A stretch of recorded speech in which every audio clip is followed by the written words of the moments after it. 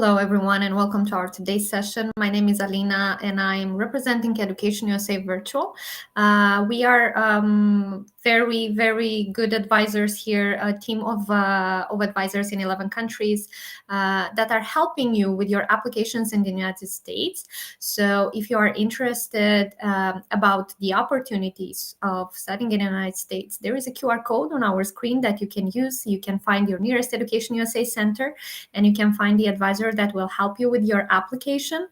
And as you might be interested, we also have the November agenda planned, and you can scan the QR code and you can see what are the webinars that we're going to provide. And today, we finished with the October webinars, and the last one was dedicated to students who are interested about postgraduate studies, and we'll talk specifically about a regional project, a program that we have. It's named GSAP. It's the Graduate Student Application Program, and this program is specifically designed for them to apply. Today we'll find out the benefits. Today we'll find out what this program means and what are the good things about it and why you need to join it.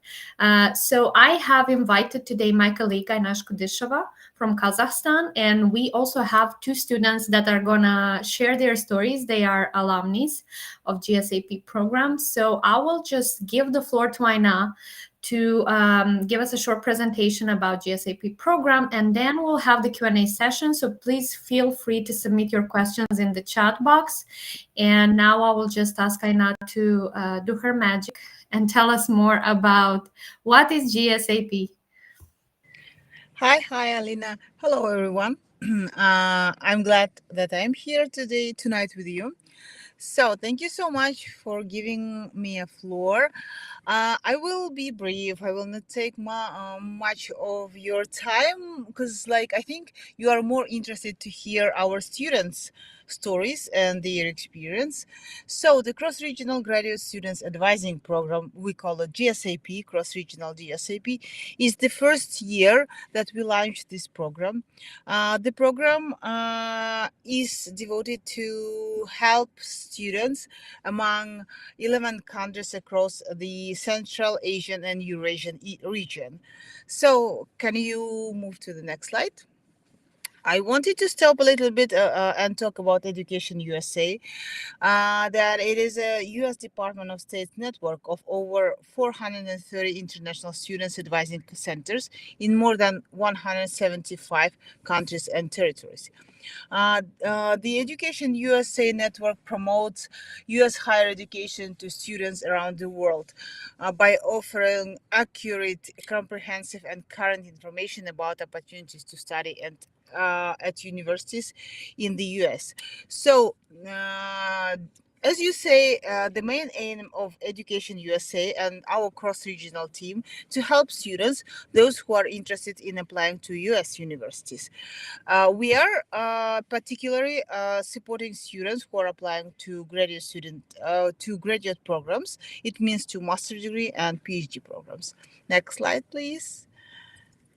So the program objective is to equip prospective international students from the Eurasian and Central Asian regions with the knowledge, tools, and strategies required to successfully apply to graduate programs in the United States, with a focus on academic research, application preparation, interviews, readiness, and financial planning. So as you can see, we are focused on supporting students across the Eurasian and Central Asian region.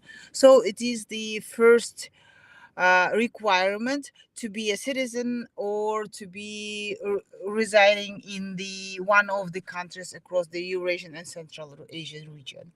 Next slide, please.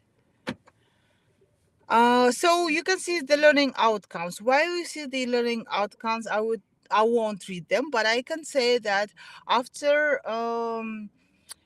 going through our program, you can be sure that you will build a strong application to your graduate degree. We will help you to understand what you really need. Will it be a master's degree or PhD? Because some of our students, when came to the program, they started with understanding that they are aiming to get, for example, PhD. But then after meeting with our advisors and after getting sessions from our speakers, they realize that they are more practically oriented and they need to get the master's degree, and vice versa. Some students were definitely sure that they need to go and get the master's degree and only then to pursue the PhD. And then they realize that even after bachelor's degree, for example, you are eligible and you can find programs which are financed, like you can find even a financial aid to earn PhD directly from the bachelor's degree, skipping the master's degree. This year, we have launched our program during the summer period. So it was the recruitment period took the springtime. It was April, May, and then in June we started the program. So I wanted to briefly mention that this year we had more than 400 applications across 11 countries from the region. Out of 400 applications, we have selected 120 students who were interested and who were strongly motivated to get to pursue their degrees from the US university. So we started the first term with 120 students, and then after the first term, we had requirements to finish the first term and to how to be transferred to the second term. And after the first end of the first term, we did the survey and we analyzed, monitored the students' activity, and then we selected 90 students out of 120, those who were really motivated to get the degree from US university. So currently we're on the second stage, term 2. We have 90 students and we have 4 main groups, which they are smaller in cohort, which are PhD students. They are in one separate group. Those students who are planning to pursue to get the IT or STEM or engineering master's degree, they are divided in the separate group. And we have a separate group for students who are interested in applying to professional degree, such as LLM or MBA. And also we have a group of students like who are interested in applying to humanitarian and arts or social sciences. So next slide, please. Mm. Here you can see the timeline for this year. Next year, the timeline may change. It will change, and if you stay connected, if you will continue to monitor our websites and social media, you will see when we start the application. But the application this year, next year, will start earlier. This year, we had the first term for 2 months during June and July. Then we had a break. Now we have a second term. It's September till November. Then we are planning to have a break, short break, and then we are going to have a post program support. So I wanted to stop and tell you a little bit more about how the program is organized. The first term, we are joining all together, all students who applied and were selected to the program. They are joining, and the first term is quite comprehensive and it's very intensive. So we are having webinars and seminars every week for 1.5 and 2 hours to 2 hours. Also, we have some office hours for those students who still have questions after the webinar. Our speakers are current Education USA advisors, country advisors across our region, and also we have some guest speakers. Also, we are we invited to our program a special guest, a consultant. She was a PhD in English language, and she promoted. She gave sessions uh, to our students. in terms of how to write statement of purpose, for example, in terms of how to find the best recommender, how to send emails to recommenders, how to reach out supervisors, potential supervisors, how to build a strong CV or resume. So it was a kind of writing bootcamp for our students. It was quite intensive. Also, we have assignments that students are due to do during the first term, and those assignments we work in the canvas. The second term is more oriented to one-on-one advising sessions. It it it is built around one-on-one advising sessions. Students are getting one-on-one advisings from their country advisors, and if they need, they can seek for advising opportunity from our cross-regional team. Also, we support our students, like we are five advisors, five representatives in cross-regional team, and we can answer and help one-on-one advising. During the second term, we also have some Zoom sessions specially organized for our students. Uh, for example, next week we are planning to have a Zoom session with current PhD students in biology. She will share her experience as a PhD student, and she will share her experience, how she was applying, what challenges she had, and so on. So, like, next slide. I think this is a beautiful picture of our advisors.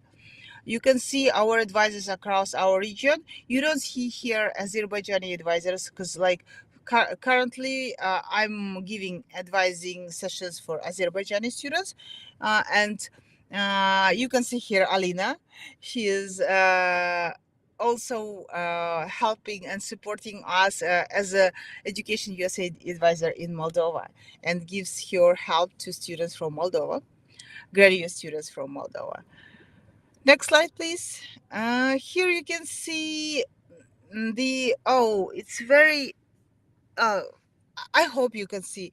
It's the kind of curriculum, or we can say a plan for our sessions during the first year. But we made a survey with our students, asking them how to improve our program, what they were seeking for, and now we are rebuilding the program. Next year we are going to add more sessions to our program. Next, please. And these are the names of students who were joining us for the first welcome session from uh, 11 countries, like. And you can see Maria here, and Mirza Yanis is, if Mirza Yanis joined, his name, Mirza Yanis. What else? And that's it, I think, from my side. I open to any questions. I will give floor better to students, and they will share their experience.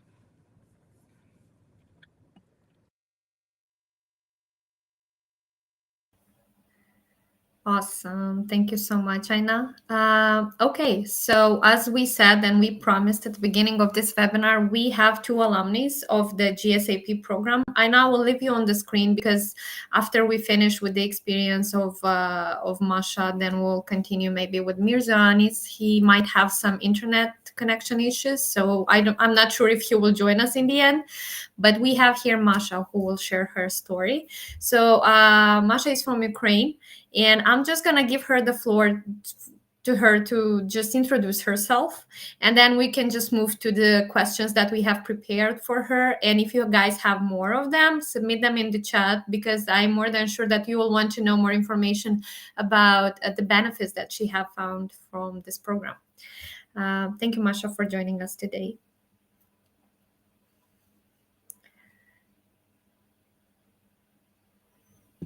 Sorry, I just had some trouble with turning on my mic. So hi, I'm Masha. I'm from Ukraine. I'm currently in Kiev, and I'm interning at Suspilna. It's the largest broadcasting company in Ukraine, and I'm also applying to graduate programs. I graduated from Tufts this May, and I defined my focus for the future as documentary making and video journalism. So essentially, my plan for now is to complete this internship in video journalism, and then I'm applying to master's programs basically in December, very soon. Okay, good luck with that. So we will go over the questions that we have prepared for you, and if there is something more that our live viewers feel that they need to find out from you, they can also ask in the chat. And one of the first question is actually, what motivated you to apply specifically to the graduate programs, and how did your undergraduate experience at Tufts influence your choices? Yeah, sure. So essentially, my main goal for my graduate education is to complete, to write like a script for and actual film and edit a full feature film, a documentary, ideally about the war in Ukraine. So to continue what I'm doing now, but currently I'm more focused on shorter videos, maybe around 15 minutes. Those are like short documentary films, but I lack the knowledge to actually do an hour-long film. And I believe that studying in the US will help me achieve this goal, because from my experience at Tufts, the faculty in the US are very supportive. They explain very challenging things very easily, for instance, video editing and things like that. And in terms of my undergraduate experience at Tufts, it definitely helped to have a lot of professors very interested in my career growth. So I got a lot of support even not within the classes. So I could just email the professor and ask them to go over my video footage or check the sound or I don't know, talk about my ideas. And everyone was always happy to help. So that was very good for me in terms of like defining my future career. So I think I had really positive experience with just studying in the US overall. So that's how at Tufts there is School of Museum of the Fine Arts. It's like an art division of Tufts. It's located in Boston, right next to Boston MFA Museum of Fine Arts. So it's very like artsy, very saturated with cinema too. I met a lot of amazing people who film as well. So that's how I got into doing what I'm doing now. Awesome.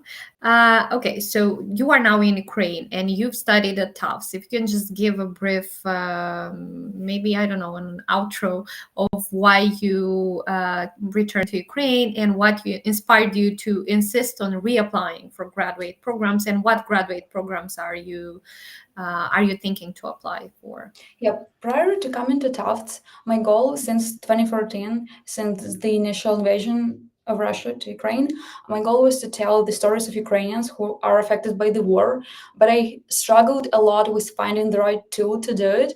So this is essentially what I wrote in my Common App essay. I was like, I do art, I do painting now, but I don't really understand um, how to do it like more immersive so that the people understand the program better. And Tufts accepted me, and I took a bunch of different classes. I experimented a lot, and I just came to the conclusion that video works the best in this scenario, because you can actually walk the viewers through what you are experiencing. And after graduating, I thought that I need to immerse myself into the environment I've been creating most of my work about, because I used to go to Ukraine every school break, essentially every winter and summer break. And I filmed here, and then I edited it when I was back in the US. So I was like, I need to try working in a media, I don't know, agency, in a news agency, at a news agency. And I applied for one internship that really aligned with my goals at Suspinle, as I said.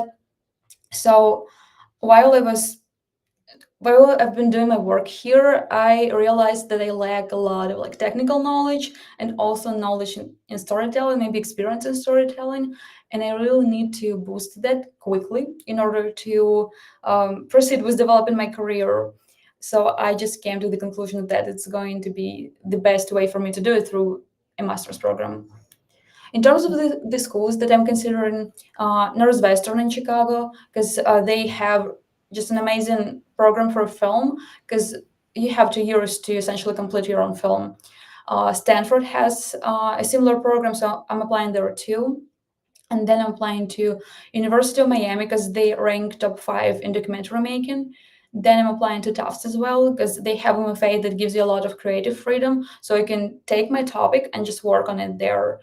I'm applying to perhaps Boston University, but that's not set yet because I think they focus more on theater production. So I'm going back and forth with them, trying to figure out if the coursework is a good fit for me. And I'm applying to University of Berkeley because they also have MFA in documentary making specifically. Okay, that's great. I really like that you already shared the exact schools that you have, but I think at this time you already have set up your Of list, course, so it the, makes sense. the deadlines are coming up. Yeah, So it's almost the deadline. Yeah. yeah. Okay. So, could you share a bit maybe about your experience from last year's PhD application process and what you have Mhm. learned after not receiving the scholarship that you wanted? Yeah.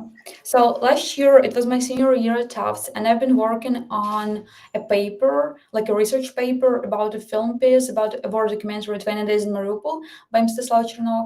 And I've been talking a lot to my academic advisor, thesis advisor, and she advised me to apply to PhD programs because she was like, your research is great, the topic is great, you can try applying to film and Slavic studies PhD programs, and they have better funding than master's programs. Oftentimes, it's not always the case, it really depends on every specific situation.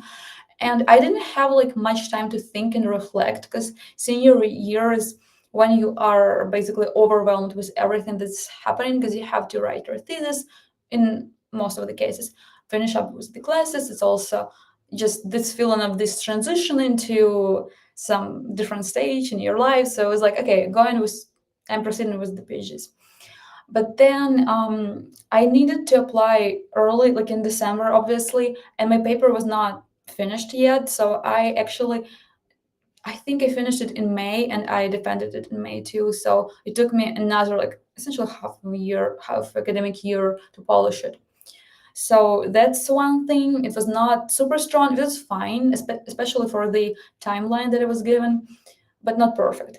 And also, I don't have like a lot of research experience. This is what I had, like the paper, but not like publications or connections with different professors, because my topic was very niche. I wanted to research Ukrainian cinema, war films specifically after 2014. So it's very difficult to find someone who works on that exactly. So I actually found one person, but she just teaches undergraduate courses. She wrote a book on this topic. Yeah, so this and also Trump's politics around Ukraine war, I don't know, it was just everyone was just so in shock, I guess, at that point, and some PhD programs got cut off. I mean, their funding got cut off, so it's like a lot of things were happening. I But see. Okay. now I think I understand better how to define if I am a good fit for the program. Because for MFAs, I have a very like well-rounded case because I have this experience working here as a video intern. I also have my short film that I did at Tufts, some other short films. Some of them were even shown in Museum of Fine Arts in Boston, so that's good. It's kind of more comprehensive. I can show like a variety of things, not just this one paper. For sure. And how frustrating was that? Was that frustrating not I getting mean, that? at some point, after receiving the first couple of rejections, because I applied to many schools, I was like, well, I Mhm. think I know how it's gonna go. Yeah, Yeah, but yeah, I mean, it was frustrating, but I'm the type of person who always plans in advance. So I typically have plan A, plan B, plan C. that's good. So I just kind of proceeded with my next plan. Obviously, I was disappointed, but not to the point of breaking down. It was fine. I knew that if I'm not getting accepted now, I will just go back to Ukraine. I will work here. I will build my resume as a journalist, like my I don't know my skills. So it's good. I'm happy here now. Okay. So Yeah. then you moved in June to GSAP. I mean, you eventually applied in April, let's say, or May, and then you've been selected to GSAP. And how did that support the application process that you are in Yeah. currently? Is that helping you? What maybe are the benefits that you have found?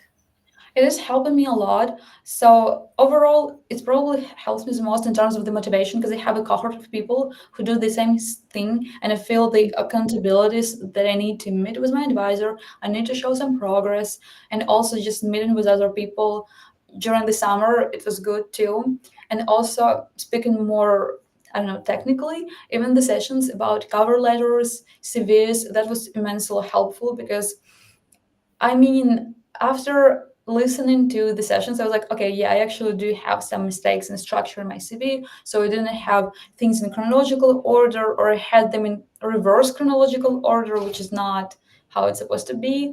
And also, it was very exciting to hear just, I don't know, examples of personal statements and things like that. It's always good to know what other people are doing, how they are structuring their cases, I guess. That's great. Yes, and I now already specified that in the structure of the program, and currently now, currently actually, yes, you are working more with your Education USA advisor. So you are from Ukraine, and your advisor is my colleague Yulia. If you can just tell us about the work with advisor and what is the importance of having a good Education USA advisor in within this program. And maybe there were some particular resources, meetings, or advices that helped you a lot during your application process. Yeah, Yulia, she's been very helpful in terms of reviewing, for instance, my school list, because I sometimes tend to be not super clear. I don't know, for instance, I will just give an example. I'm adding a school to my list, and I see that on their website, they say that we give occasional scholarships, and we also have teacher assistantships and research assistantships, which are like a job that pays you. And then I'm like adding the school to my list, and I'm like, fine, I can apply there. But then she looks through that list and she asks questions like, what are the specific amounts? Like, what are the conditions? You need to talk to them, and it helps me to filter through the schools in a way. And it's also good to hear about her experience, and uh, obviously she helps me a lot with like writing emails or essays. For instance, I will be sending her my draft of my personal statement at some point. I already started writing it, so we will see. I think she will help me to kind of like compare and improve my personal statements from last year, so this year they are better. And I think it's worth mentioning that she helped me to prepare for the undergraduate application process as well, up to some point, because I was a member of competitive college club program. Mhm. And then, so she was my advisor there, but then I got accepted to opportunity funds. And then I changed the advisor. But for the majority of time, I mean, for a large part of the time, I was working with her too. So it's interesting as well. Okay, thank you so much for sharing that. So I think we are okay then with the questions that we had specifically for you. I don't see yet Mirzoani is joining us, but we have questions for Aina, obviously, and she will have to answer them because people are asking here about some things about GSAP. So I will start with those that we had from the people who registered at this webinar and asked in advance. I know one of the question was, any scholarship opportunities offered when you are part of GSAP? Do you hear me? Yes. Oh, great. So thank you so much for questions. And as for the first question, Education USA and mainly GSAP, we don't offer scholarships, but GSAP is a great opportunity to meet university representatives and to know more deeply and ask them directly about the opportunities they give to international students. And sometimes when you meet university representatives, admissions officers, they say like, you can email me and I will remember you and I will tell you more about the opportunities and scholarships. So it's a linking opportunity to meet admission officers and university representatives. I love the answer. Thank you so much. Okay, the next question. Graduate school for international students with good funding. Give us the list, Aina. Give us the list. Yes. Everyone wants the Mhm. pill, yeah, to cure. Yeah. Oh, I can say that, again, there is no a big list or a short list of universities. As Maria has greatly stated, You need to find the best fit university for your concrete case, for your fit. It's not, and usually during the program, uh, students come with the only one question, how to find the funding opportunity, but then they realize that spending 2 years or 3 years, and if it's not the best fit university for you, it's like spending your time, and time costs more than money currently. So we can say that we cannot give you a list of universities with good funding. It depends on your personal case, it depends on your experience, and also it depends on the uh, school that you are applying, like area you are applying to. Yeah, the So program, come, school. yeah, the program. So come and join GSAP. We will tell you more how to search for schools, how to search for programs, and how to find the best fit university and the best fit program with funding opportunities. Yeah, I totally agree. GSAP will definitely give you a structure, at least what you need to do, and will give you the bullet points that you will need to focus on. Okay, and now we have the questions in the chat. Hi, thank you for the session. I wonder if there were any possibilities to have application fees covered as you apply to many programs at different universities. Oh, thank you. It's a great question. Mm-hmm. I think Ali, yeah, Ali asked this question. Mm-hmm. GSAP program do not give an opportunity to cover any fees, but if you will be a part of our GSAP program, you will have a great opportunity to apply to opportunity funds. Opportunity funds is another program led by Education USA. To be eligible for opportunity funds, you need to be a citizen from the listed country, and also you need to be currently enrolled in one of our programs. GSAP is the program which is the bridge to opportunity funds, and opportunity funds covers, I can say, more than an application fee. It will give you a great support, fundings, financial support. Yeah, but that means that for the opportunity funds, I suppose that person needs to have needs to at least get the, I mean, to have covered the tuition or to have the scholarship from the institution in order Yeah, to yeah, participate in the there program. are eligibilities, but Yeah. we are definitely going through it, and we have a special session with our GSAP students Yeah. which will explain more how to apply and the eligibility and the requirements and so on. But it covers, yes, many fees that you can avoid during the process. So yes, opportunity funds can save a lot from your budget. Yeah. Okay, the next question. You mentioned that recruitment for the next cohort may start earlier. Is there any info on how much earlier? It may start earlier, like very early. We're planning to start the recruitment during the December 2025 and January 2026. But we are now currently in the process of planning our next year. So it may last till February 2026, but you need to stay tuned and to look for the information, like be informed, and please don't miss the opportunity to apply to our program. Yes, sure. We will definitely post the information on our websites, on the social media platforms of all the centers that we have in the region.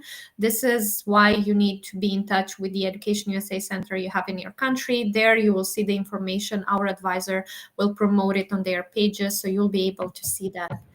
Okay, so I think we are done with all the questions, and I think that we can wish good luck to Maria with her application. Yeah. I know it's super, super struggling, and I know it's very intense at this moment and hectic sometimes. But I'm more than sure that you will make it. I mean, with such a great portfolio, and I'm more than sure that you have used this period to do such a good CV and such a good resume. So for sure it will help you a lot.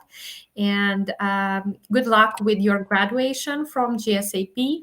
And eventually, if everything goes well, maybe you can also join the Opportunity Program Fund, and you will get, maybe the scholarship that you want from the university that is going to be the best fit for you. Thank you very much, ladies. Thank you, Aina, and thank you, Masha, for Thank you joining so us much. today. Thank you for the information about and the benefits of sharing the benefits of GSAP. And for those who are interested about the program, please stay tuned, subscribe to our YouTube page, subscribe to our website. I mean, follow our website because you don't really can subscribe to that. And in case if you want to hear more information about the postgraduate degree and the application process, even though you will not be a participant of our cohorts, you can also refer to your Education USA advisor in your country. You can find that information on our website, what is the nearest Education USA center. And yes, we would love to hear your thoughts on the webinar that we had today. And for those that we're going to have in November, you can already register, go on our website, and use the opportunity to address your question in advance, because we have the Q&A session where you can get the answer that to your questions. Thank you once more, and have everyone a good evening. Bye. Thank you so much. Bye.